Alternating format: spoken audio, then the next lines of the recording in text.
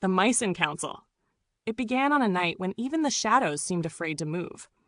Beneath the floorboards of the old farmhouse kitchen, dozens of tiny eyes flickered in the dark, nervous, wide, and waiting. The mice had gathered in secret council, their whiskers trembling with each distant creak of the house.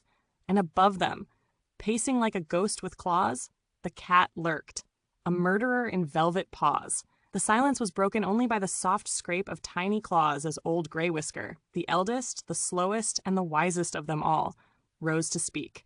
His voice was thin but steady. "We cannot keep living like this," he whispered, and every mouse leaned closer. "Every night, another one of us disappears. We need a plan before none of us are left." Gasps rippled through the cluster.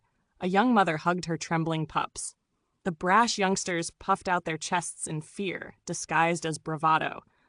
Somewhere in the back, someone muttered, "We should have moved to the barn when we had the chance." Then a new voice cut through the whispers. "Wait, maybe we don't need to run at all." All heads turned. It was Swiftpaw, small, clever, and far bolder than most. He stepped into the glow of a single sliver of moonlight sneaking through the floorboard crack. "If we could hear the cat coming," he said, "we could scatter before it strikes. No more surprises. No more pouncing from nowhere." Murmurs of hope stirred. "But how?" Old Grey Whisker asked gently. "The cat moves like smoke." Swiftpaw lifted something small, round, and gleaming, a tiny brass bell. Light glinted off its smooth surface. "We tie this to the cat's collar," he declared. "The bell rings, and we live." For a moment, just a moment, the room breathed as one. The idea shimmered like salvation. A mouse in the crowd let out a squeak of delight. Another pumped a tiny fist. Even the doubters exchanged glances that tasted of wild hope.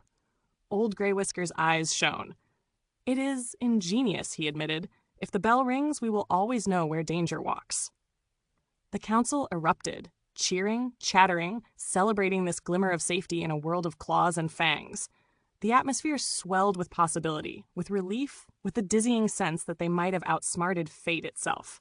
Until Old Grey Whisker raised a paw. "But tell me," he said softly, "who will place the bell on the cat?" The cheers died instantly. The room froze. Every mouse looked around, at the floor, at the ceiling, anywhere but at each other. The brave ones became suddenly fascinated with their own paws. The brash youngsters shrank back. Even Swiftpaw, the one who'd proposed the idea, felt his stomach drop. Because it wasn't just a task, it was a death sentence. The air thickened with the weight of unspoken truth. The plan was brilliant, but impossible. Silence clung to them like cold fog. Finally, Old Grey Whisker sighed, a long, tired sound that seemed to age the room.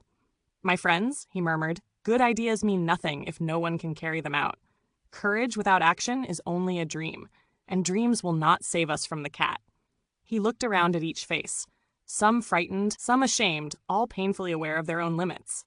"We will survive," he continued, "not through fantasies, but through what we can actually do, through watching, through hiding, through helping one another. Let tonight remind us, solutions are only worth as much as the courage to make them real." The mice nodded slowly, reluctantly, but together. The bell was set aside. The council ended. And somewhere above, the cat padded silently across the boards, its steps quiet, its shadow long, its collar forever bellless. But the mice were different now. They moved as a community. They warned one another quickly. They listened for danger with sharper ears and steadier hearts. They were still afraid. Yes, but they were no longer helpless. Sometimes survival begins not with triumph, but with understanding what can and cannot be changed. If you enjoyed this story, please like, share, and subscribe to help the channel grow.